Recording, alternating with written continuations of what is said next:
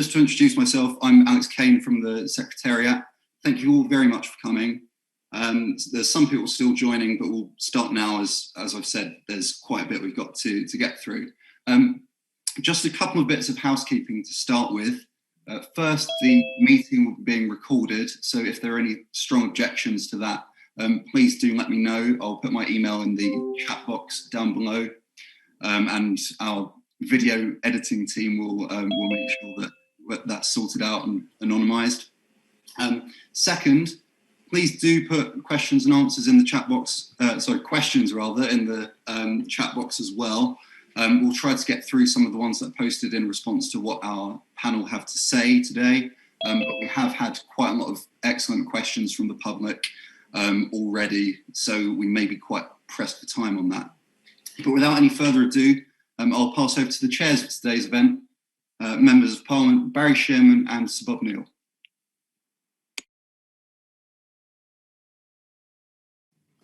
Barry, you're muted as well. Sorry. It's rare to see Barry lost for words, but I heard you earlier in the House. I followed you, being very nice to Matt Hancock. Look, I'm starting off apparently, Bob, and then you're taking over. Yeah, that's right. Is that all right?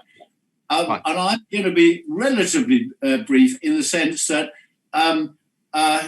we all know that this is a very, very good report. But we also, some of you don't know that all these good things start with a sort of conspiracy, don't they, Bob? We started off, a group of us, we've been around quite a long time and had all sorts of experience. I was just saying that I was familiar with this territory many years ago when Neil Kinnock was the leader of the Labour Party and I was Roy Hattersley's deputy in Home Affairs as the shadow Minister of State.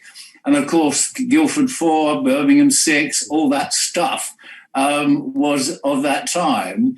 And of course, getting involved in this has brought those days back in some ways. But we, as time went on, many of us just knew there was something wrong with the field of miscarriages of justice. And I have to say that the person that first reminded me of the problem, in a sense, was my very first parliamentary assistant way back when I was elected in 1979, Glyn Maddox. And of course, Glyn Maddox has been practicing, got a respectable profession after that and became a lawyer, but has always been dedicated to miscarriages of justice and helping individual cases and being absolutely a Trojan working on those sorts of cases. And one of them particularly was a Huddersfield case, which I was very grateful for his help. But a small group of us came together, as you know, to say, can we do something about that? We've got a system that people thought was a very good system, the Criminal Cases Review Commission. But it's 25 years, why don't we have another look at it? To see if it can be strengthened, see if the strengths and weaknesses, and see if we could make a difference. And of course, this is how we set our hand to this. And I think, Bob, you and I will agree, we were lucky that we immediately got very good membership and support for the all-party group. And really high quality people, very good discussion. And we very soon moved to the fact we didn't want to be just a nice, warm talking shop. We wanted to make a difference. And you remember early on, we said, let us form a commission, get two chairs, and then we hit on the idea that we knew ideal people in the House of Lords to co-chair the commission. And let's have an inquiry and just see if we could do something that was positive in this field. Of course, again, we were lucky. We were lucky that a very supportive legal firm and lawyer, Jason Glover, took an interest, and we didn't need a great deal of resource, but he provided that resource, and we're very grateful for it. So we had the idea, we had the inspiration, with the idea of a commission, and of course then we ran into COVID. actually, we, despite COVID, we have come through. Certainly, the commissioners have carried on using Teams and using Zoom, and they've come through with what I think is a very fine report, which we'll be discussing today. Enormous amount of interest. I think we've already got 182 participants, and they don't want to hear me going on. But look, this is a perfect example of where a small group of us, with a parliamentary group, reaching out to expertise in the community and the knowledge that we needed, and doing something rather fine. So I'm not going to go say anything more. I'm going to say to Jason Glover, why on earth did you adopt this strange bunch of members of Parliament? Thank you, Barry. Well, by way of introduction, the US headquartered law firm for whom I'm fortunate enough to be the London managing partner, Simpson Thacher, has a rich history of engagement in pro bono activities, including in respect of miscarriages of justice. As a firm, we took on our first US death row case back in 1994. And after a 20-year period of representing the defendants in both state and federal court cases, we secured a permanent stay of execution in 2015.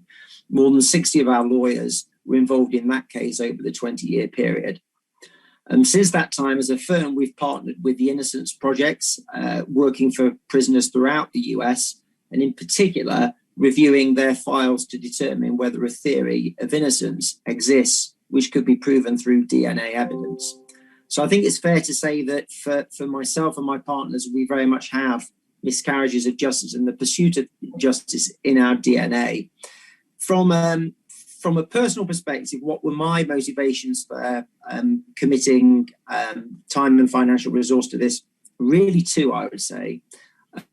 On a personal level, I've always held freedom to be one of the most fundamental human rights. And restrictions on freedom have been to sharp focus, I think, for all of us during COVID.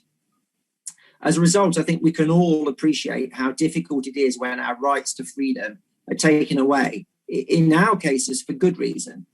So imagine what it must be like for those persons whose rights have been taken away without good reason, through a miscarriage of justice.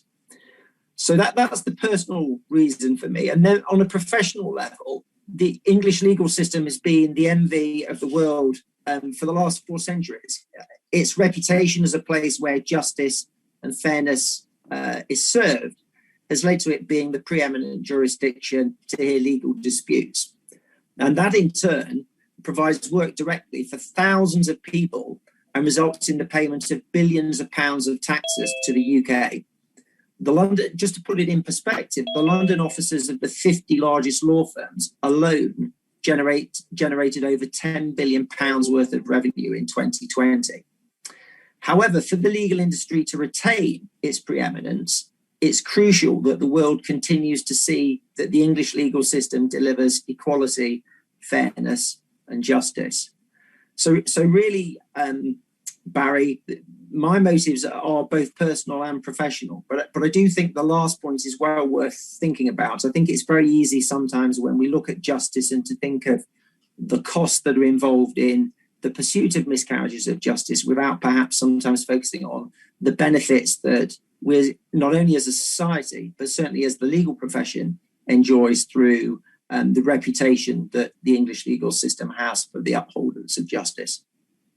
So back to you, Barry. Thank you so much for that, and those words very, very thought-provoking. And thank you again, Jason. We like working with you, and we look forward to working with you in the future. I'm now going to introduce the members of the Commission. Is Lord Edward Garnier here? Lord Garnier? Yes, I'm here. Hi, Barry. Oh, there you are. Lovely to see you. How are you? I'm fine. Thank you very much. Thank you. Thank you for all your hard work. And Baroness Stern, is Baroness Stern here? I know she is because I've already spoken to her. She is indeed. Yes, thank you, Barry. Vivian, lovely. what I always say to people like you know, that Bob and I, our job is to get you to do all the work and turn up on the day and get all the glory. But that's not actually true, as you know. No, is it? But we did give you a hell of a challenge and a hell of a lot of work, as I said, in this COVID period, and you've come through it brilliantly, and thank you for that. Anything either of you two want to say before we get set with introducing the rest of the commission members? No, we're content. You're content. Is that right? Anya, are you content? Edwin? And I do what Vivian tells me. Not exactly. Okay, we'll get you in the discussion later. Now, do we have all the commissions here? Have we got Dame Anne Owers? Is she here? Yes, I'm here. Oh, hello. How are you? I haven't seen you for today. Everyone knows you're the National Chair of the Independent Monitoring Board and of course, with the Chief Inspector of Prisons. Thank you so much for being with us today. Would you like to make any comment before we get started? No. Thank you. You're all very well behaved today. Bob's going to have to get you talking later. Michelle Nelson, who's a barrister at Red Lion Chambers, is she with us? She can't. She sent her apologies. She's okay, good. Okay, she's put a hell of a lot of work into this, and we do thank her. Owen James, are you here? Author of an editor of the Inside Time. No. Okay. Is Dr. Philip Joseph here, consultant forensic psychiatrist? Yes, I'm here. Barry, I'm here too, Barry, but I can't get my video on. Thank you. We found you. Yeah, very delighted to be here. I'll work on the video thing as you're talking. Okay. But come in as well. Philip. Hello. Would you like to say something to get us started? No, I think if Edward and Vivian have said nothing, I'll follow suit as well. Okay, look, they're the introductions. All I want to say about this is, look, thank you so much. The team, we have been a team. We have done something, just rereading it this morning, prepping myself for this. This is an excellent report. It is not a report to call anyone a villain or any institute. This is a very reasoned argument for change, but change in a good direction. I've immediately sent copies to the relevant ministers. I'm in the process of it because Bob hasn't signed the letter yet, but we're going to send it to the relevant ministers. We're going to send it to the opposition leaders and shadow ministers, and we're going to make sure that we publicise this excellent report and get a really good discussion out of this excellent report. So this is only the beginning.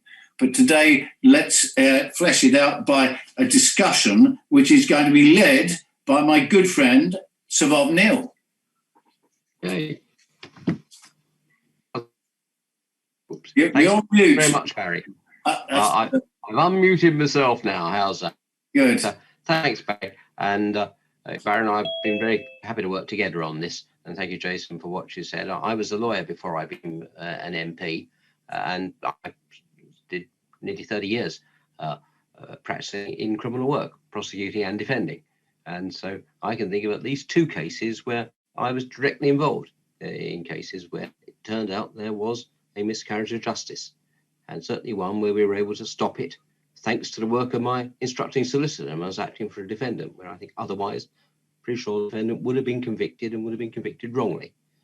And in two other instances where I prosecuted the case, it became quite clear that there were failures of disclosure, but it took an awful long time for the Criminal Cases Review Commission actually took up the case, and that had gone through, going to the Court of Appeal, and what we had at the time, it seemed one case like a strong conviction, but in the end, it became quite apparent that if we had known what we knew at the time, both the CPS and I would not have proceeded with that case, and we had no hesitation in conceding it in the Court of Appeal.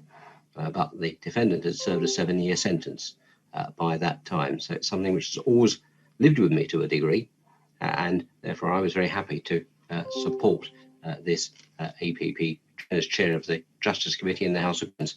It's an area where I continue to do a deal of work around that field. So Barry's introduced the inquiry, and what I'm going to do now is pass over to another lawyer come politician, a much more distinguished one than I, Edward Garnier, who of course the co-chair of the commission. Edward was a law officer of the Crown. He was Solicitor General.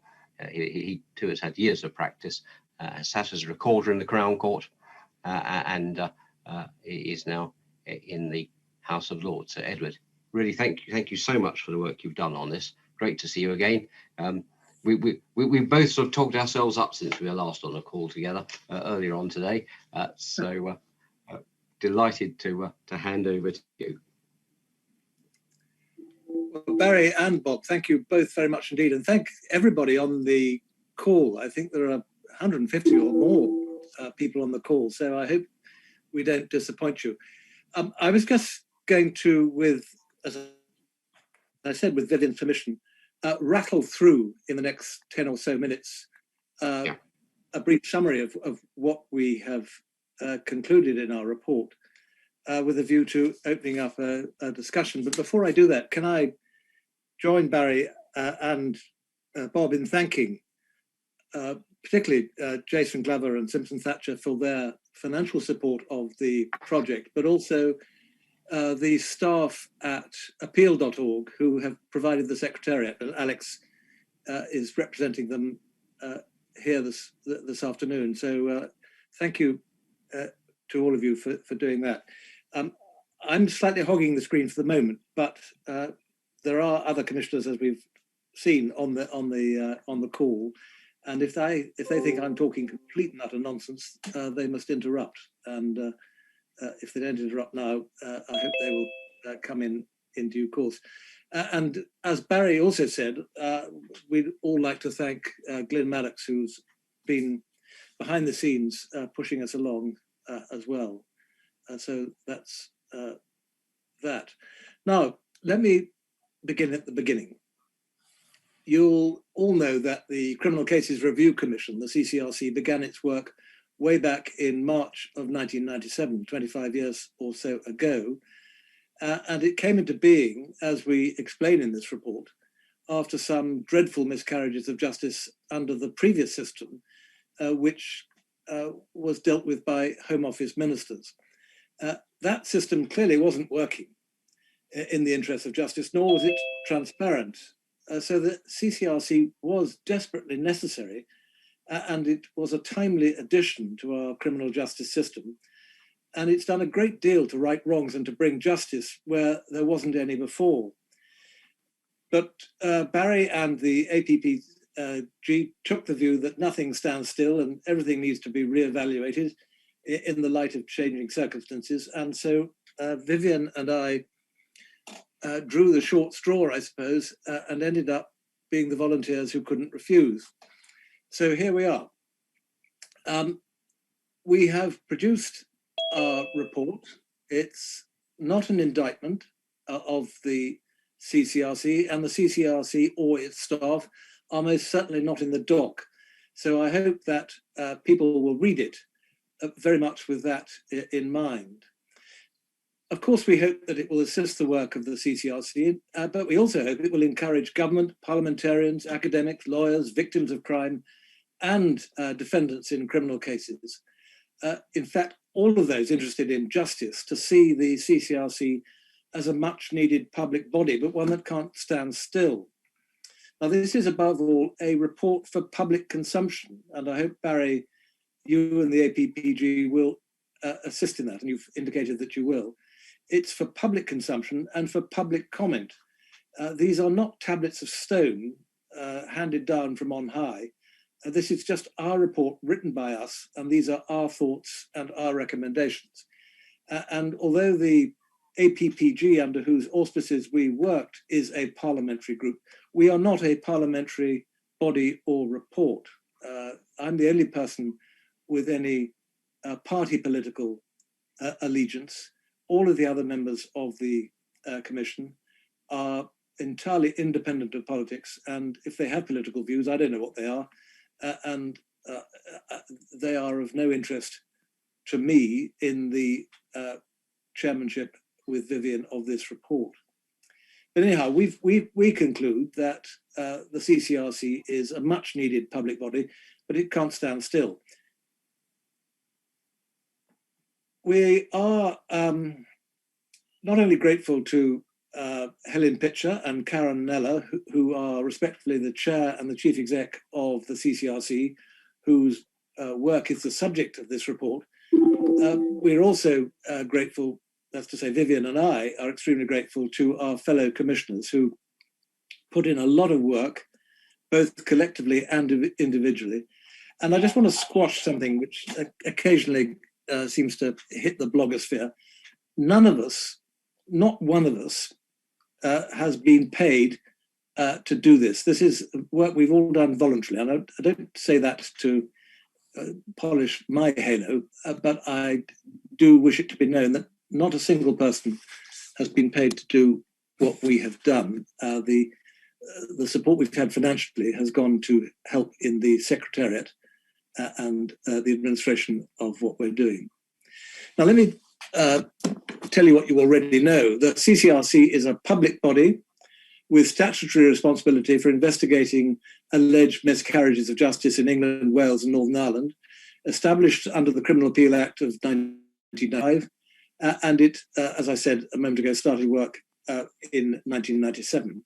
It has the power to send or refer a case back to an appeal court if it considers there is, and I quote, a real possibility the court will quash the conviction or reduce the sentence in that case.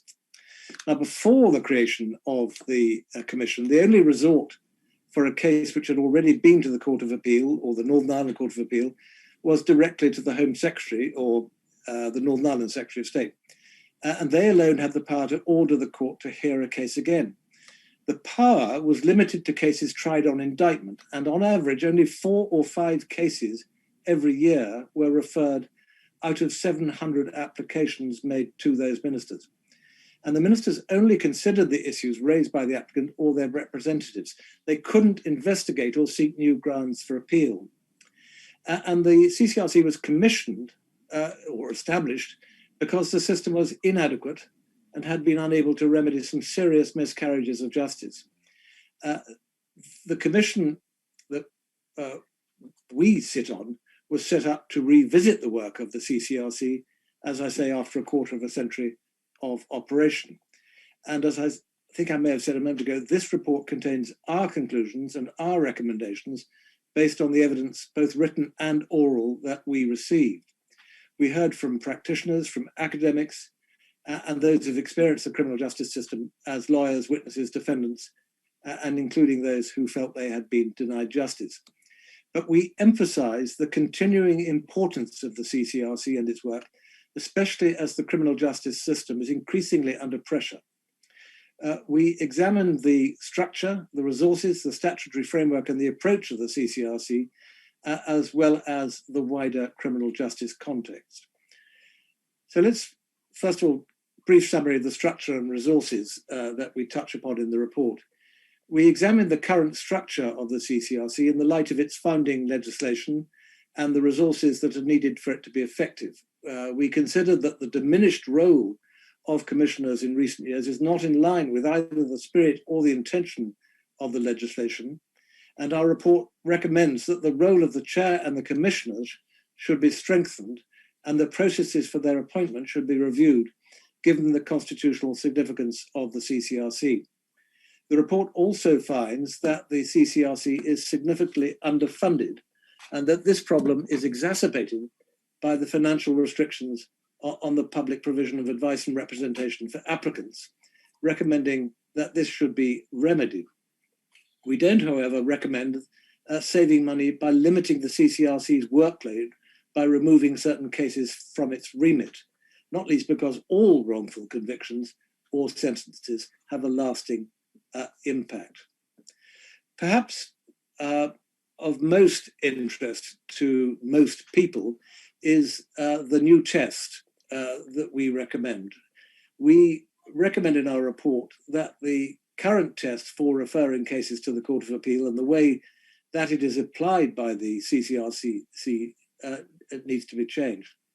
Under the 1995 Act, the CCRC is empowered to refer cases directly to the Criminal Division of the Court of Appeal if it considers that there is a real possibility of success at appeal. The report considers that the predictive nature of this test has encouraged the CCRC to be too deferential to the Court of Appeal. Now, they may disagree, but that's our view. The report therefore considers that the test acts as a brake on the CCRC's freedom of decision.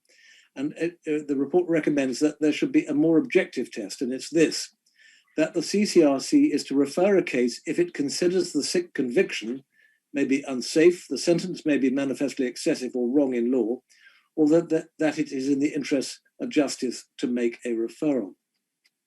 Now, this, we think, would encourage a different and more independent mindset. Meanwhile, we say, until the test is amended, we urge the CCRC to be bolder in applying the current test and to adopt a broader interpretation of its power to refer cases in exceptional circumstances where there hasn't been an appeal. We additionally recommend that the Law Commission should review the test applied by the Court of Appeal under the Criminal Appeal Act 1968 to allow it to quash a conviction where it has serious doubts about the verdict, even without fresh evidence or new legal argument. And the review should also address concerns about the retention and disclosure of evidence. Next, the next broad theme is investigation. We looked at the quality and the scope of the CCRC's investigations. We recognise some excellent investigative work, but we also found that financial constraints and an increased caseload have compromised its ability to carry out its role effectively in all cases. Our report points to the risk that a target-driven culture prioritises speed over thoroughness, and this can compromise effective investigation. But without increased resources, the CCRC can't examine all relevant documents, carry out enough face-to-face inquiries, and take advice from external forensic experts. The report also expresses serious concerns about the non-disclosure or destruction of exculpatory material. It recommends changes to the retention of documents and that the CCRC should have additional powers to obtain information and material from public bodies in a timely manner. Then we deal with accountability and transparency. We recommend that having examined the relationship between the CCRC and those who apply to have their cases reviewed, that there should be a much better and open system of communication, both in relation to the progress and approach to cases, which currently undermines trust in the CCRC. Judicial review of the CCRC after the event is not, we believe, an effective substitute for a thorough examination of and a real dialogue about an applicant's case. And the report recommends that the CCRC should be more open with applicants and their representatives, disclosing actions taken, providing meaningful regular updates and fuller statements of reasons for its decisions. And that's particularly true in relation to those where they are turned down. That's to say, applications are turned down.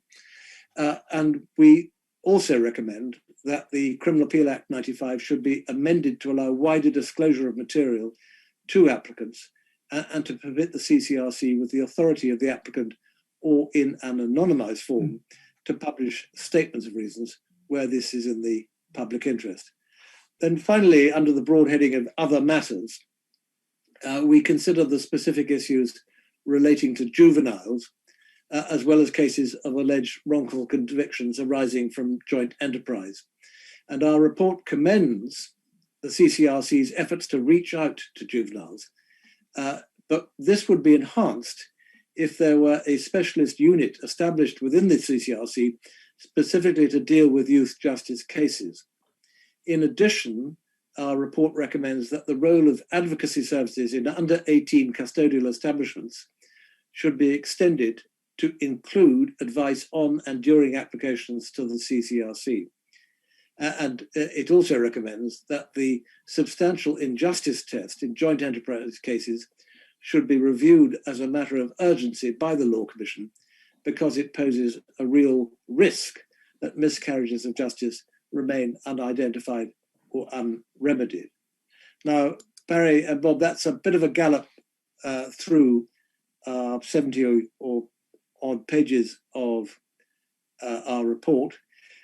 Can I just finish by saying we were very, very fortunate indeed to have people come along both in person and on paper to give us evidence. We hope that our conclusions are based firmly upon that evidence and that all of you will find an interesting and useful document to read. And we hope you, Barry, and you, Bob, and perhaps Vivian and I, as parliamentarians at the other end of the corridor, can encourage parliamentary debate about this, encourage ministerial government debate about this, but also those of you on the call who are academics or practitioners, do feel free to say good, bad, could do better.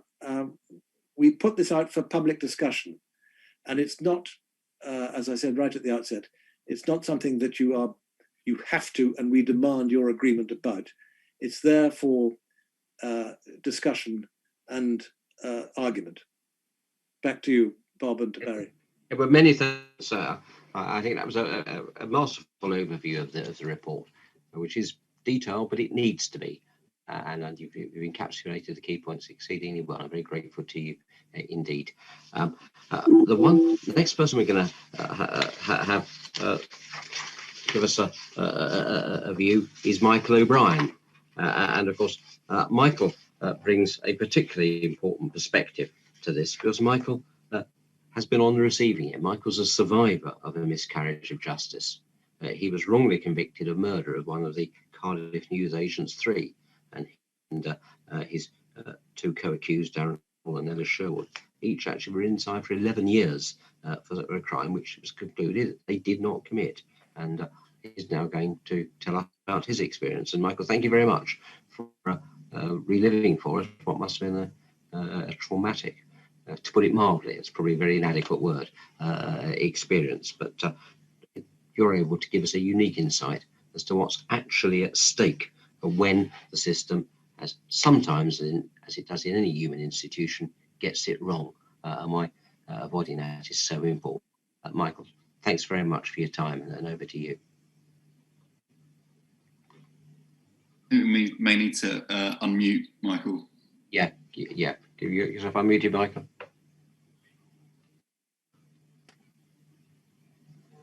We're trying to get hold of him. Perhaps can you send Michael a bit of a message in the chat, please, Alex? Oh, while we're waiting, can I just insert some wonderful tributes paid by people already, but Hannah Swirsky, who worked with us on the early half of this, I think should be mentioned in dispatches. She was very energetic and really got this whole report on the road. Yeah. There's a load of people actually who've done a vast amount of this, and they certainly all deserve our thanks. You're dead right, Barry. We've got three further speakers to come as well. And any luck with Michael, Alex? Yeah, I think it looks like we'll okay now. Hooray. Yeah, okay, Michael. Many thanks for joining us. Thank you very much. I just wanted to give a bit of a background to what it's like being in prison for something you haven't done, because I was 19 years of age. Now, I'm not going to say to you that I wasn't, I wasn't an angel. I was doing things, and I was on the periphery of getting involved in joyriding, and I was going down the wrong roads. But what I didn't expect was to be framed for a murder I didn't do. And, I was in the wrong place, wrong time, and it can happen to anybody. And when I was in prison, it's not just a case of trying to overturn a wrongful conviction. I lost my daughter when I was on remand. She died before the trial. My father died when I was in prison as well. My marriage split up. So everything I had was, I didn't have a lot. I didn't have a lot of money or anything like that, but I had my family unit, and I had lost the whole shebang. It was just gone within months. And when the CCRC, before the CCRC come out, my only hope of getting my case back to the Court of Appeal was through the C3 division, which we all know at that time was very, very restrictive. And unless you had significant new evidence, you wasn't going anywhere. It was as simple as that. And I did have a hard time when I was in prison. And the more I started kicking up a fuss, the worse I was treated. And I was mistreated in prison, not by all the prison officers. I don't want to say that they're all bad, but there was some there who went out of their way to make my life really difficult. And I was very suicidal when I first went to prison. I was 19 years of age. You know what I mean? I didn't know what to do. I didn't know who to turn to. I thought these things didn't happen. But unfortunately, I had to accept that these things happen because I knew I didn't do what they said I did. So what I did, I embarked on the journey of, for the first year, I was full of self-pity, feeling sorry for myself. And then one of the Birmingham Six came over to me and said to me, have you wrote to anybody about your case? And I said, well, I don't know how to write. And he said, well, it's no use smashing up your cell and having rows with the prison officers about your innocence unless you start educating yourself. So after a long period of time, a couple of weeks, I took on board what Paddy and others have said, the Cowbridge Water helped me as well. They were only convicted as well. And what actually happened is, I was on a lot of drugs at the time, prison drugs. I never seen so many drugs in my life before. I never smoked a cigarette before I went into prison. And I went on the drugs route to try and blot out the pain of what had happened to me. But then I went to see a psychiatrist at the prison. And I got to be fair, all I remember her name was Fiona. She helped me get back on my feet. I got off all the drugs and then all the anger started. And I thought, I've got to do something here. I've got to take the lead. My one co-accused was on heroin, so he was in no fit state to fight. My other co-accused, Darren Hall, got a mind of a child and was a Walter Mitty character. He was in no fit state to fight, so he was left to me and my family. So what I did, I studied law. And I made a legal ruling, you might have heard of, about access to journalists for prisoners, which is very significant because journalists weren't allowed to report on miscarriages of justice cases or even going to see them in the visiting room. I took 2 home secretaries to court at the particular time and won my case to say the journalists could go and visit prisoners. And that was my first victory in studying law. I studied prison law, human rights law, criminal law. But there was still nobody who would represent me. It took me 4 years to get a solicitor, and I got the renowned solicitor Gareth Pearce, who Emma Thompson played in The Name of the Father, who people might remember. And she took on my case. It was a confession case where, the case was built around the confession, and a number of criminals incriminated, saying we admitted to doing the crime. There was no forensic evidence. There was no eyewitnesses. In fact, the only eyewitness there was pointed to one person who was guilty of committing this crime, yet one person turned into 3. So, I did all the legal work I could and pointed out a case called R versus Edwards, 1991-92, where you could question police officers on their previous conduct.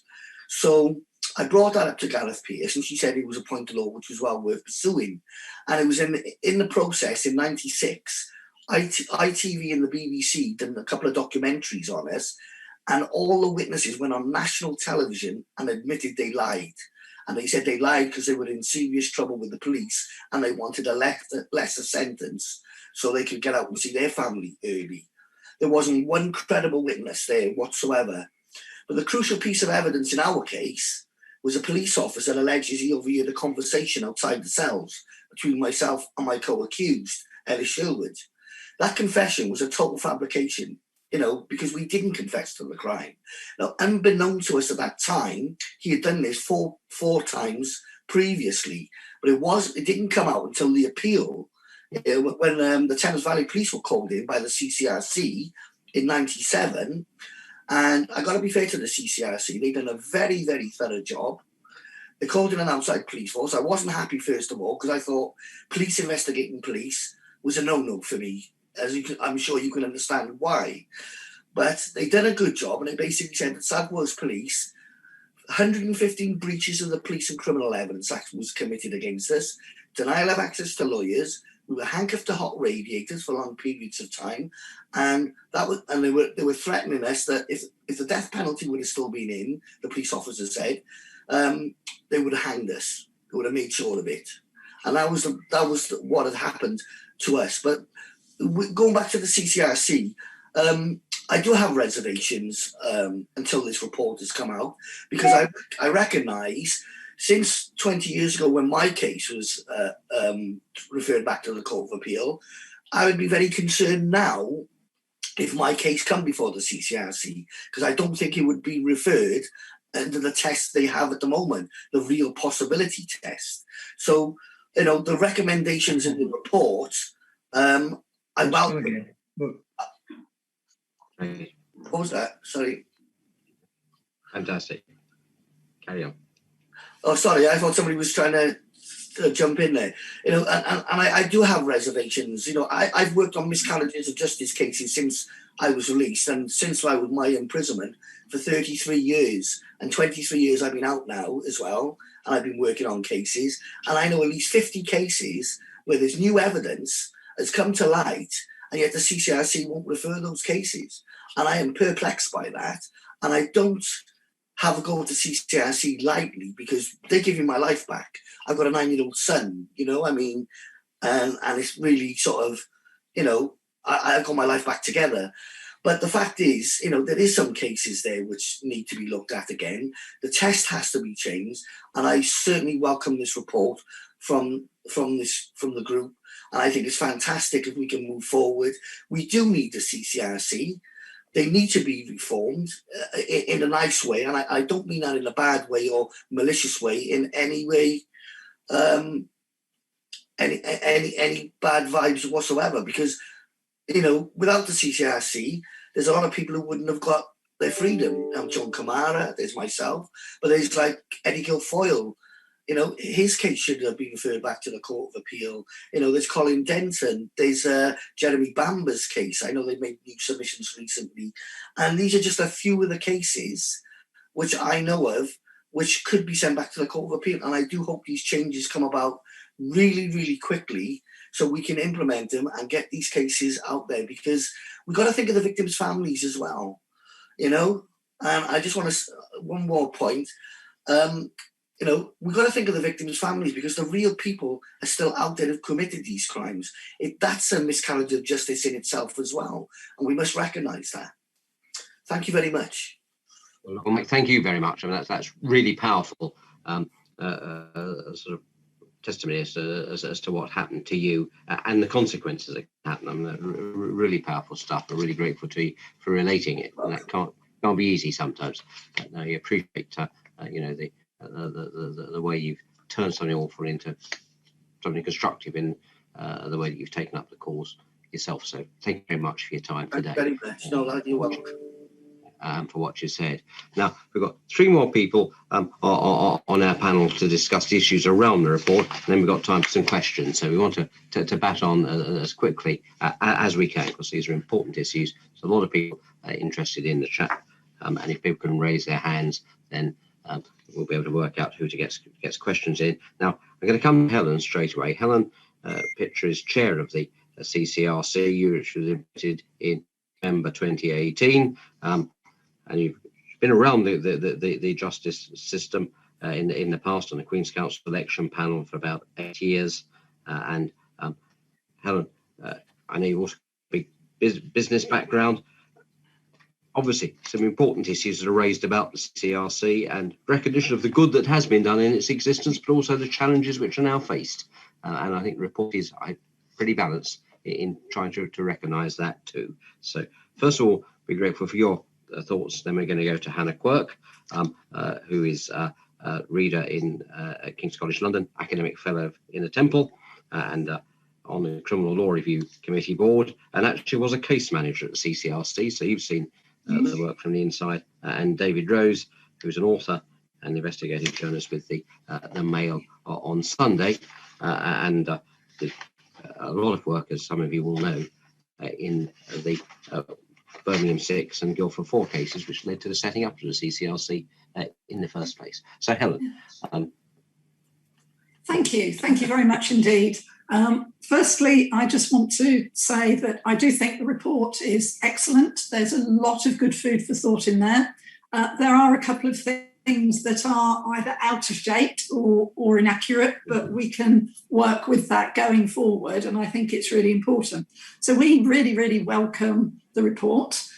Michael, thank you for your positive comments about us earlier and our involvement with your own personal case, which clearly predates me. But you're right, people who need considering are not only those who are the subject of miscarriages of justice, but everybody who it touches, be it their families, the victims' families, and so on. And we're really mindful of that in the CCRC. We're not in any way complacent. We will be 25 years old next year. So the timing of this review was great. What I'd like to do is just answer a couple of points that have come up, if I may. So there's a view that there's a diminished role for the commissioners. I would actually argue that's not the case. Our process and our structure is slightly different to a lot of organisations. We have a body corporate which all the commissioners sit on, and they have oversight of the activities of the board, which has 3 commissioners, 3 independent non-execs, and 3 members of the senior management team and myself in terms of that. So what have we done with the report so far? All of the commissioners have seen it and passed commentary to me. The board are going to discuss it on Tuesday. Then we will start to publicise what we have already acted upon, because some actions are in process already, and also come back on 1 or 2 of the other points. So the commissioners were very strongly that their role has not been diminished. They see their primary focus as being to make decisions in relation to the applications that we have. And that best serves the interest of the criminal justice system. So that's a view from all the commissioners, which I would concur with. My role as chair, I think there was a suggestion I do more days. I already do 20 days a month. It is an extensive and very serious role, which I take seriously. I have been extended by a further 5 years, so have the opportunity to do 8 years in total. So there's very much a view that we need that stability at the Commission. We need to steadfastly maintain our independence, which we do. There is often a view that we're perhaps not independent. I can assure you that neither the Secretary of State for Justice nor the MOJ interfere with what we do in relation to the core decisions we take in cases. They may have a view on how we organise ourselves from time to time, but there is no involvement in the decisions we take on cases and no pressure placed upon us. I was delighted that there's not been anything removed from our remit, because I also concur with the view that a miscarriage of justice is a miscarriage of justice wherever it occurs. So the fact that our remit will remain wherever there's a miscarriage, that we should look at it, is, I think, important. The suggestion of a new test, we've always been very open to looking at the test. The real possibility test has always been our test since we were formed. But now is a good time to review that, and we will certainly look forward to having those discussions. In relation to investigations and quality and scope, there's a suggestion that we're a desk-based organisation and don't get out enough. I think as a result of COVID, that is now true, although we are finding other ways of connecting with people. There are some issues around connecting with prisons, and we're very conscious of that. But, our team pre-COVID, just the investigation team, were out over 100 days in any one year. And then our case review managers and so on were also out and about. And we do take external forensic advice when we need it. Delighted that Section 17 There's a suggestion we should be able to apply more sanctions. I think that is really important if people don't reply to us in a timely fashion, because we do need that information. Otherwise, it delays the progress of the case, which is not acceptable by any standards. A better and more open system of communication, I think, is an absolute must. Keeping people appraised of where we are in the process is not a nicety. It should be an imperative that we do in a timely fashion. So I know that our communications group are very open to all of this. We have always been constrained in the past in that we could not publish our statement of reasons, which is why on Twitter, those of you who follow it will see that we quite often try and encourage the applicant to publish their statement of reasons, because we are constrained by statute from doing that at the moment, which is a real shame, because it helps people understand how we got to where we got to, the rigorousness of the nature, and also points to where they might want to come back to us and say, well, actually, have you considered this? New evidence is something we will always consider. So that is an absolute given. Juveniles, we've already been doing quite a lot in this area in terms of their access to justice, and Joji and the substantial injustice sort of test is, I think, something really worthy of review and needs to happen, hopefully, in pretty short order. I think another point I would just want to make is we don't just deal with cases. And by the way, in this last business year, which ends on March the 31st, we have referred 70 cases. So a suggestion that our rates are still falling is not actually accurate. But we have referred 70 and we're likely to continue to refer more. I think my team are bold in their decision making, which doesn't always enamour us to other parts of the system, but it is important we do that. So we will always err on the side of, if we think there's something in there, we'll refer. So I think that is another key area. The other thing we do is we feed information in relation to the wider judicial system and criminal justice system and issues that are there. I saw in the chat someone talking about legal representation. Less than 10% of our applicants are legally represented. And so that adds to the work that we do, which we do gladly. But if you've got legal representation, you get a very nice, cogent and coherent, here are the 3 or 4 things you need to look at. And this is why, which really helps us with our role. We also recently referred to one of the commissions the fact that we were very concerned in the Post Office Horizon cases that the Post Office could bring private prosecutions and nobody knew how many were being brought in any one year. And, you know, the stories are legion of the number of people whose lives were ruined by being convicted in those post office cases. So whilst I can't discuss individual cases, we can look at classes of cases. So we do go back to the various commissions that are set up. We've given input on the impact of COVID-19 on the criminal justice system and its likely impact for us. We anticipate there'll be a backlog of cases from prisons because we are not receiving anything like the same flow of applications that we've been having. We anticipate, because of the delays in coming to court, that will create a perception of more miscarriages of justice, which we will need to address. So the fact that our funding has been recommended to be improved is really welcome to us because it's something we need. So I just want to end on saying my team are absolutely committed to finding and uncovering miscarriages of justice. And as I often say to a number of people who are appearing on this session, you know, a good day at the Commission is when we find a referral and you can feel the atmosphere.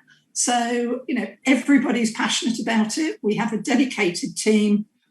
Are we perfect? No, no organisation is perfect. Are we open to looking at what we need to do to develop ourselves going further? Then absolutely, yes, we are. And for me and my team to hear that people think we are much needed is really, really welcome, because if we read Twitter and other commentary, it tends to be on the negative side about us, not on the positive side, which can be really quite disheartening. So, but that's my job and my team's job, my senior management team's job, to lift the morale when that happens. So at that point, I think I'd like to hand back. I think we've got pushed for time, Heather, so perhaps... Yes, that's right. I'll hand back for another panellist, if that's okay. Yeah, you said that very clearly, Heather, but I want to ask you one factual thing. You said that the 70 referred in the last year. Yeah. What percentage is that of the total that had come to you? We get roughly 1,400 applications a year. Yeah, so about 70 out of 1,400 applications a year. Yeah. Yeah. And a number of those, though, just to clarify, a number of those are no appeals cases. And what that means is the individuals have not exhausted the appeal system. So, we would get about 40% of our applicants are no appeals. Thanks, Helen. Thank you. Can I then go to Hannah Quirk? Thank you. I'd really like to commend the authors on a really excellent, thorough and measured report. I think it'd be really useful to academics like me who are working in the field, to politicians and civil servants who I really hope will read and act upon its findings, and also to the members of the public who might need to know about the work of the CCRC. It looks very effortless to write a report that can do all those things, but I know how hard that is to do. So thank you very much. Briefly, I'd think it's very important to reiterate how important the Commission is. If we look at the resistance to establishing similar bodies in other countries, should remind us that there was nothing inevitable about us ending up with a Commission. And I think the tailored review, which actually looked at whether the Commission should continue, means there's no guarantees regarding whether it will continue or not. And almost 500 people have had successful appeals following a referral. So it is important, I think, to recognise its achievements. The report makes a number of excellent recommendations that call for action from the Court of Appeal, the Ministry of Justice, the Law Commission, Parliament and the Commission itself. I agree the Commission has been very unfairly attacked in some quarters, and Twitter is never a good place for one's self-esteem, I don't think. And it has been very open to some critics. But I think the criticisms in this report come from people who care about and value the work of the Commission, and I really hope it will be acted upon in that spirit, and rather than just the everything's fine approach, because I think it could be very useful to the Commission in using the criticisms that have been made within it. Clearly, funding is the issue that underlines many of the problems in the criminal justice system, but again, it's important to reiterate the Commission's had a 43% drop in real terms funding since 2003, which would be devastating organisation. And again, this might be useful in negotiations with the government. So to an extent, we're dependent on what happens in a future funding review. But the area I want to focus on from the report is one that can be remedied with no cost, in fact, maybe even a saving. My academic interest is very much in the cultures of organisations that work in the criminal justice system and what causes miscarriages of justice and how we respond to them. So changes to the statute would be significant, but how the Court of Appeal and how the CCRC work, the cultures within those organisations, is critical to whether or not miscarriages of justice get overturned or not. Now, the Commission has this very odd constitutional status. It's a funny little inquisitorial body in an adversarial system. It's supposed to be arm's length from the Ministry of Justice. And crucially, it's a very small body. So it's got to do something that's unique and is very difficult. Sir Fred Crawford, who was the first chairman of the Commission, took the view that the Home Office, which was then the responsible body, should, quote, get to know us, give us the money and leave us alone. And that was very much his attitude. The things have obviously changed since then, but one of the report's troubling findings was that changes in the organisational structure of the Commission have, quote, undermined the spirit and purpose of the legislation, and this has significantly shifted the balance of power towards the executive, towards the government. I'm concerned that in a way that Helen was saying, everything is fine. I think we've had a number of alarm bells recently that have suggested that the Ministry of Justice is trying to bring the Commission in much more closely and monitor what's going on and exercise control, not over the casework, it doesn't need to be as crude as that, but on how the organisation operates. I think it's completely improper that the Commission is subject to the tailored review procedure by the Ministry of Justice. If we look at the changes to the commissioners, who are the decision makers, these are the people who decide if a case should be referred back to the Court of Appeal or not. Their terms have been downgraded significantly. They used to be all on salaries, relatively generous salaries. The majority now are working on a daily rate. So an expectation of 1 or 2 days a week. Now this matters in terms of how the casework is conducted and also the culture of the organisation, because you need the commissioners there to learn about the role, to develop into it, and to fight for the Commission. And if they're only popping in and out during different days of the week, that spirit can't grow within that. They need to be a robust group who can stand up to any attempts to minimise or weaken the Commission. The Commission has become far too bureaucratic. It's become very top heavy. It's got advertising for jobs such as the head of quality, when what is actually needed is, I say, boots on the ground or people getting out to investigate these cases. This key performance indicator culture is stifling in an organisation, and what is measured tends to be what gets done. I think it's far more important that the Commission gets its decision making right and it trusts the professionals who are doing this job and who do undoubtedly care about writing miscarriages of justice. We don't need arbitrary targets about juveniles or women or time limits.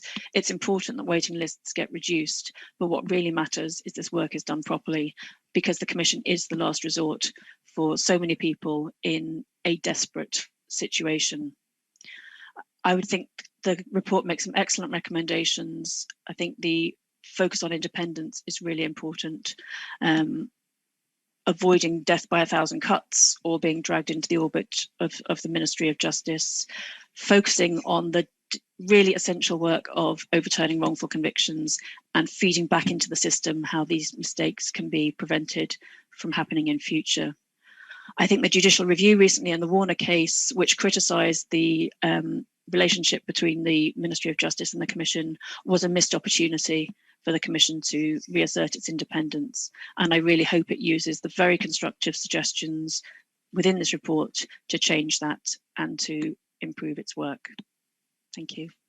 Thank you very much indeed, Hannah. That's very helpful. And then David Grace. Hello. I actually don't work for the Mail on Sunday any longer. I work now for the Daily Mail. I've been in journalism for 40 odd years, and my very first investigation into a miscarriage of justice was when I'd been a journalist a matter of a few weeks, when I was working at Time Out magazine in the autumn of 1981.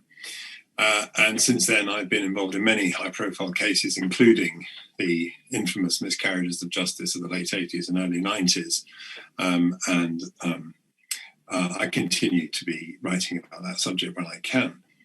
I have to say that I think one of the great problems of the CCRC lately has been a sort of Panglossian wishful thinking on its part and a reluctance to give the sort of leadership that I think is required to correct what is becoming quite a serious situation.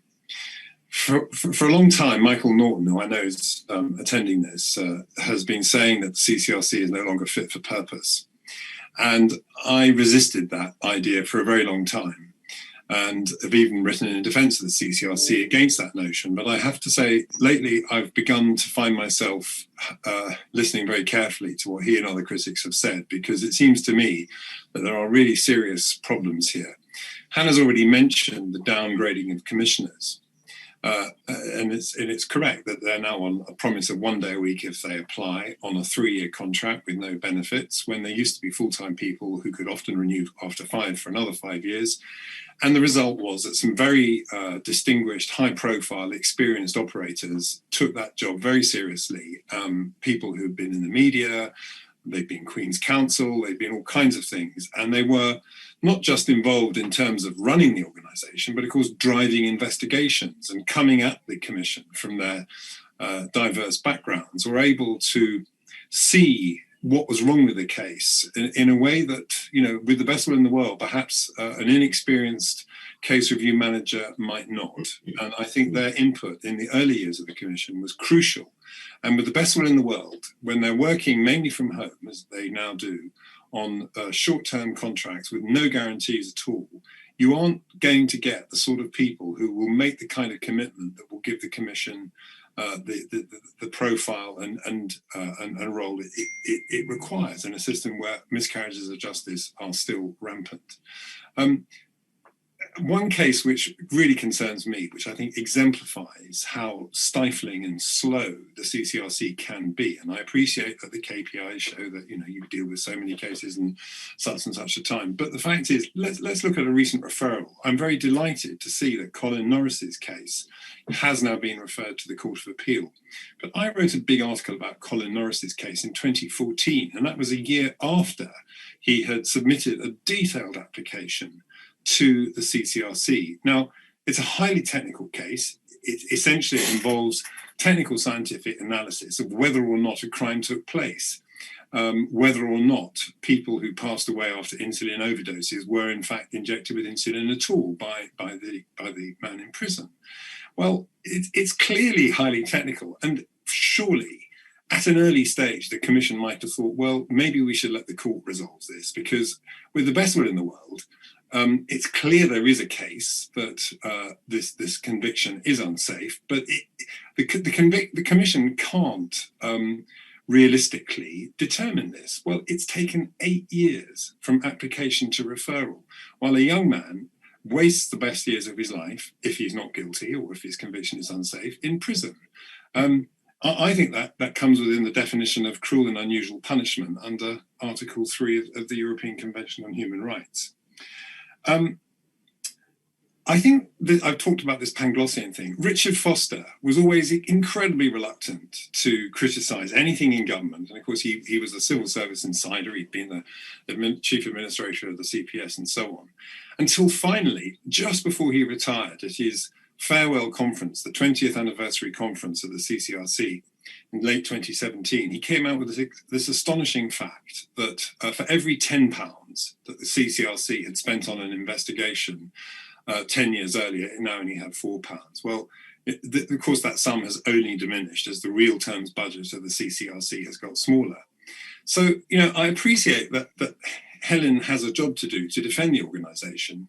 But, you know, I think maybe the time has come to actually say to government loudly and clearly, we can't actually go on like this. We can't do the job that Parliament asked us to do with resources that are this thin and with such perforce a short commitment or a thin commitment from commissioners. Now, I very much welcome some of the report's recommendations about disclosure and about preserving evidence. I think these are all hugely positive. But I'm beginning to wonder whether the time has come to think about a different model here. We see in America a very sort of different system where there are actually in many states laws which do give the defence access to evidence post-conviction, which do ensure the preservation of evidence. But we have there something which could actually, with the framework of the Human Rights Act, be quite easily applicable here. That is to say, the habeas corpus mechanism, whereby cases can be reopened if there is substantial new evidence or violations of rights. And of course, the Human Rights Act gives plenty of scope to reopen cases on that basis. Now, we have the reason why the Court of Appeal, I think in the mid-60s, decided it could only ever hear one appeal from a defendant was this need for closure. You couldn't just keep on reopening cases. But of course, that is exactly what the CCR exists for. And if cases are taking 8 years before a decision is reached, well, you know, where is the closure there? So I'm wondering if possibly there should be a parallel system whereby the court could be approached directly in something analogous to a habeas corpus petition in America. Helen has talked about how the important difference between people who are represented, the 10% of people who come with nicely tailored petitions, and those who are writing, perhaps not very articulately from a prison cell in their own handwriting. Maybe there should be a twin track approach here, the CCRC for people who can't get any representation, and then a direct access to the court through a sort of quasi-habeas mechanism for those who can, with this rubric in place of preservation of evidence, disclosure, and so on. Now, the reason I raise this is that people have talked here, and the report talks about amending the Criminal Appeal Act to change the real possibility test and so on. Well, if we're going to reopen that act, well, maybe it's time to reopen it in a more radical way. And if the CCRC can't cope with the existing framework, to think, well, maybe it needs some help, maybe it needs replacement. But I have to say, I think currently, its future is under fire from many quarters. And I don't think it does any good to pretend that everything is rosy when quite clearly it's not. Thank you very much. Thanks, David. That's very useful. Right. Well, there are some questions that we got now. I'm going to ask our secretariat to see how we can mediate the questions, because we've been looking to see who's on. To get the ball rolling, we'll try and go through. Realise lots of speakers have had lots of interesting things to say, which has meant time is fairly short. I'll try to get through some from the chat box. But to start with, something a lot of people have raised, and it's something a few of you on the panel may wish to weigh in on, and from the APPG leadership as well, is simply what happens next, because concern has been expressed about the sort of number of consultations and dialogues, but I think really some people are concerned that there's a gap between those dialogues and actual implementation. So a number of people have asked what the next steps are. Okay. Right. Barry, let's have a think about the next steps from our point of view for a start. And maybe Edward, would you like to tell us about the Commission envisages the next steps going forward?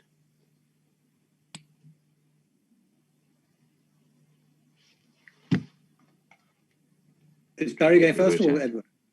Yeah, don't mind. Who would like to? Barry, Edward, how do you think? Now you've produced the report, what's your take as to how best we could then take this forward? And then...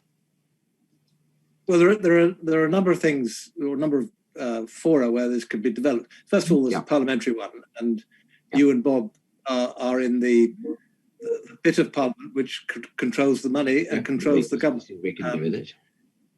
So there's a lot that can be done there. Vivian and I, Baroness Stern and I, can promote debates in the House of Lords, and we will certainly try and do that. But I think the most important thing from my point of view is to get a public debate going. And David Rose's contribution to this is going to be invaluable. I mean, he writes for a paper which is read by millions, and he has access to other media outlets. But so do others perhaps on this call. And what I would like to see, and I'm not going to hog the conversation because there are 5 other commissioners on the line, or 4 others out of the total of 6. And Owen is an editor of a newspaper himself. So there are things that we can all do to promulgate the report and to foment a discussion. This is not a report that was written to be kept secret in a cupboard. No, yeah, I think you're right there, Edward. And Barry, I don't know what you think. I think you're right. We can try and push for debates in Parliament and secure them, no doubt. But there is that broader public pressure that comes about from the press and from perhaps civic society more generally. I think it's important too. Bob, I've lost vision. Can you hear me? Yeah, I can hear you. Can I just say very briefly that the all-party group is going to reflect on this and, of course, talk to the wonderful people who've run the commission and really consult on, first of all, of course, many of our colleagues have to be brought up to speed with this very good report, and we have a whole range of ways in which we will circulate it, promulgate it, and deliver it so that it will be taken notice of. But the group will then consult widely to the next challenges, and there are other challenges. One of which came up very strongly when we held an evidence session in the parliamentary group on the forensic services. And it may be that we look at something like that, but we'll consult widely because we want to reflect parliamentarians across party what their priorities for the next focus will be. Fair point, Barry. As Barry said, I don't know if any other commissioners on the call wanted to make any observation around that.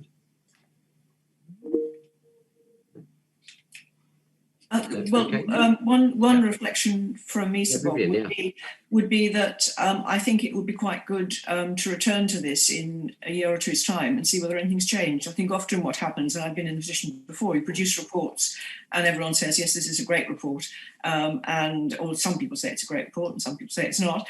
I do think that if everyone can bear it, it would be very good to look back to sort of return to this in a year or two's time and see if anything has changed, and if not, why not? Yeah. Okay. Yeah, I mean, I think revisiting this in 18 months is too far out. I think there are actions that need taking, and we will next week consider this as a board.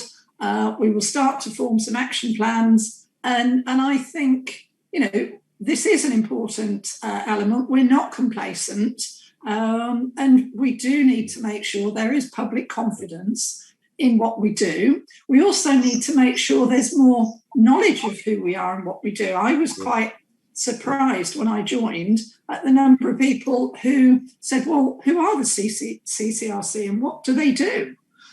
So we need to be more on the front foot with our communications about who we are and how you access us. And we're already doing some work in that area, but we need to do more. Yeah.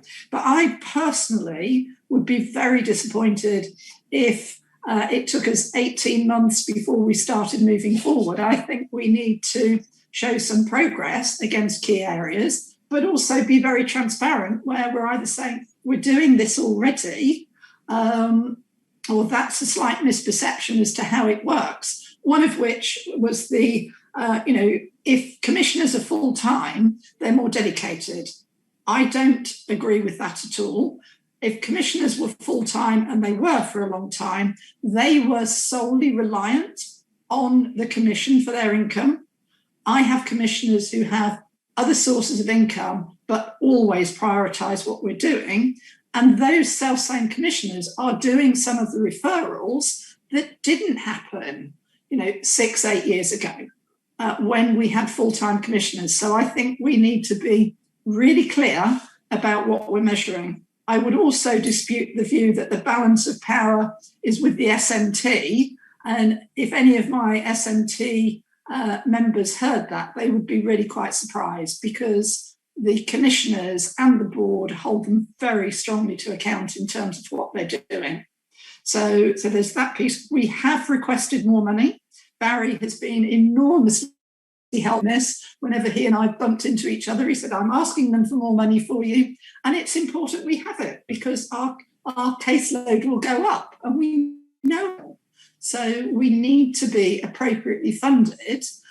We also need to make sure we do real, thorough and the right investigations, which I believe we do, but in a more timely fashion.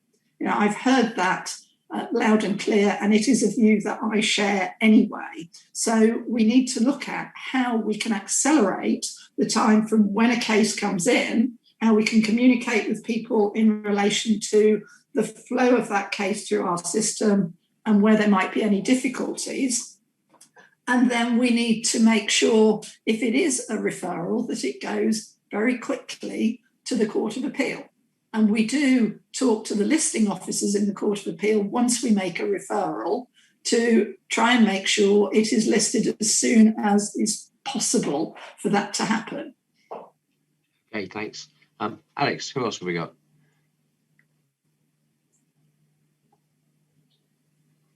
Can I just say something as one of the commissioners? Yeah, come on in. Yeah, indeed. I was very struck during our evidence gathering period about the difference between the English and Scottish CCRCs. It certainly seemed to me that the current test of the CCRC of a real possibility is a major problem for it. And when you ask people in percentage terms, what is a real possibility, they usually say something around 70%. And it seems to me that if that test can be changed as soon as possible, that would be a start. And I'm just wondering how quickly that could be done. I mean, I'm a psychiatrist rather than a lawyer, so I don't know the answer to that. But if somebody could apply their minds to changing the test as we recommend, I think that might be a good start. And surely that's something we could do relatively quickly. Is it? No, I'm trying to think. Is it? Yes. Is it a statutory test? Yeah.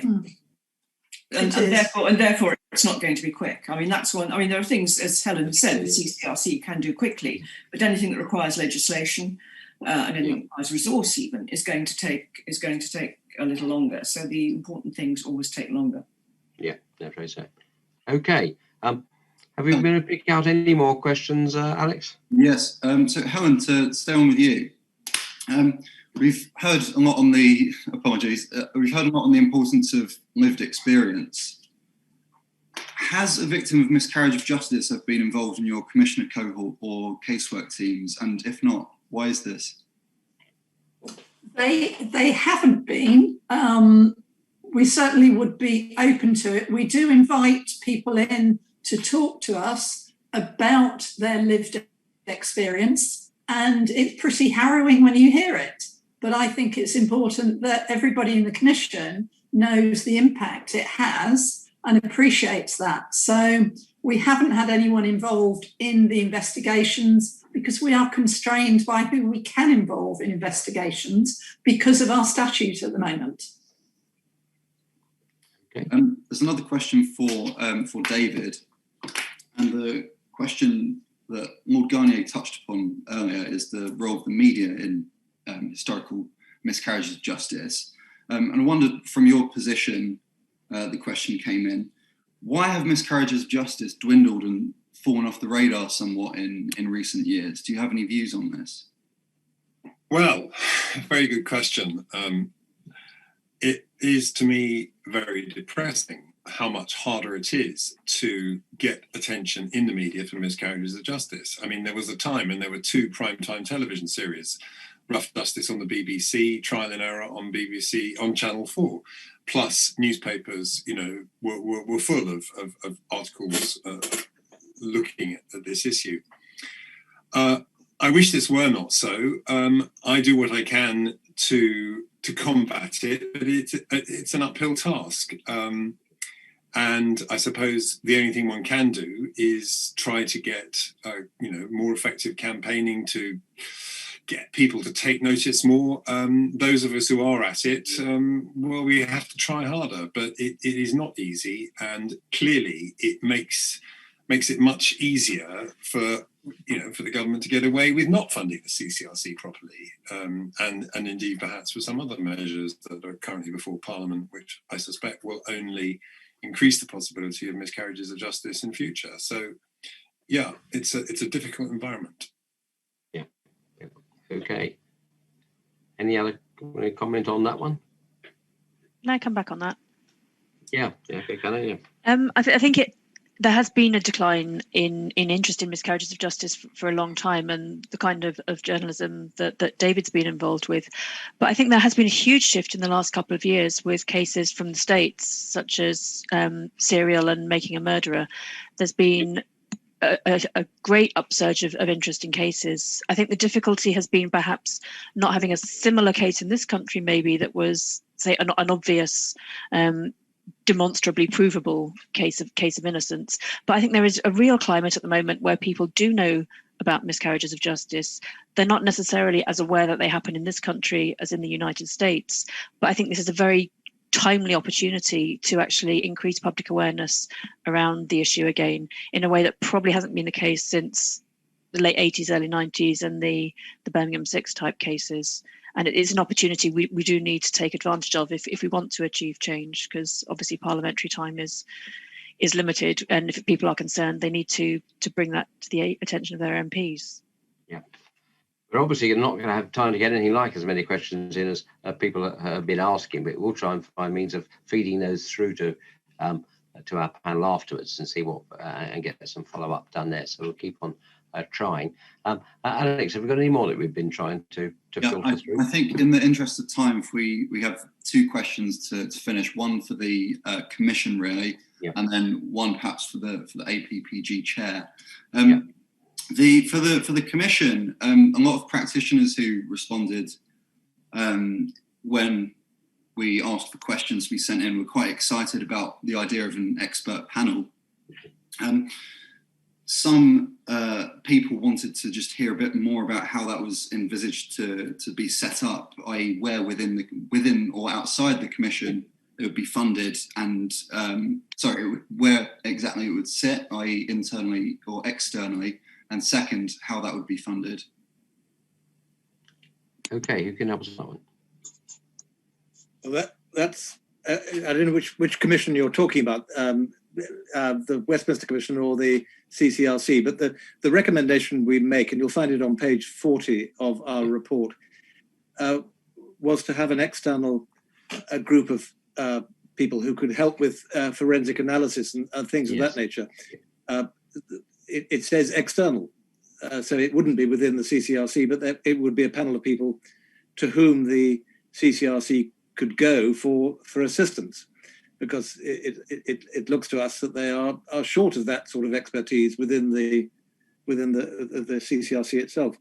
How they're appointed, well, that eventually would be presumably up to the CCRC, that they'd be paying for them.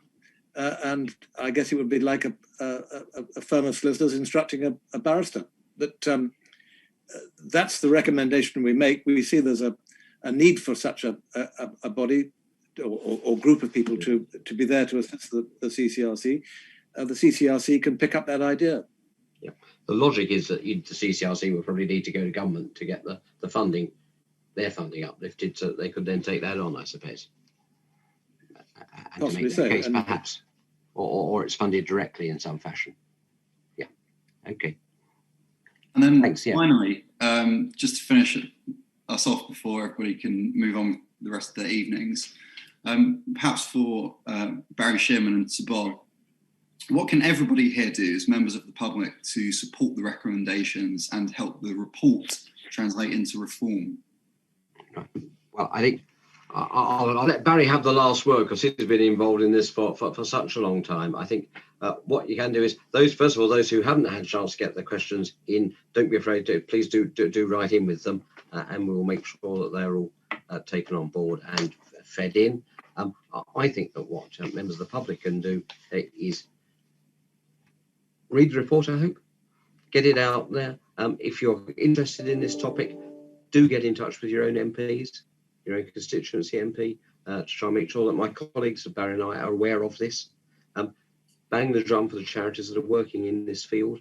And I think, above all, if you've got friends, family who are in this situation, give them the support that they need to get through the process. I think it's about just making that public debate, as I think Edward was saying, that we need to have. That involves all the agencies, it involves Parliament, it involves wider civil society, it involves the not-for-profit sector. And it's also, I think, encouraging and supporting those law firms that do pro bono work to try and help around this. And that's actually a really important sector that we haven't mentioned today, but there's a great deal that's done there. And the more that we can encourage and support that and try and seek to persuade government to do that. And for my part, what we also need to do is to make the case to the Ministry of Justice that there has to be adequate funding for this system to work well and efficiently, and to recognise, as I think Helen did say, the caseload isn't likely to diminish. These things, the pressures will grow, and we need to be on top of that. But Barry, what's your take on it? Oh, thanks for that. I think we should be rather proud of what we've achieved. Starting with the little all-party group, then the Commission, a darn good report that part of what we're going to do is sell it, show it, make it into a reality, make it change the law and change people's minds about where we are. So let's do that. But we've also built a community of interest here. 187 people at the peak this afternoon logged on. And a lot of really good, good experience and people who want to make a difference in the criminal justice system. So we're not going away. We are going to, as I say, consult. There will be another inquiry that we want to do. So we want that community to tell us what their priorities are. And we'll build this community. There's a lot of change that needs to be made. As you say, Bob, just engaging the legal profession in a different way. And we started doing that during this inquiry and this report. So I'm very excited about what we've achieved, and this isn't going to be put and allowed to dust to gather on it. You and I both had long experience as chairs of select committees. Our job is actually to use this material, use the recommendations to really make change. So come on, we're up for this real community. Stay together, work together, and let's have fun doing it. Thanks. Well said, Barry. Alex, thanks. Okay, I think that probably gives Barry the last word, doesn't it? It's a wrap. It's a wrap, but thank you everybody. I think from Barry and I, many thanks for listening in, many thanks for being involved, and we're determined to keep on working. So many thanks in particular to all our speakers and to everybody who joined in tonight. So thank you very much.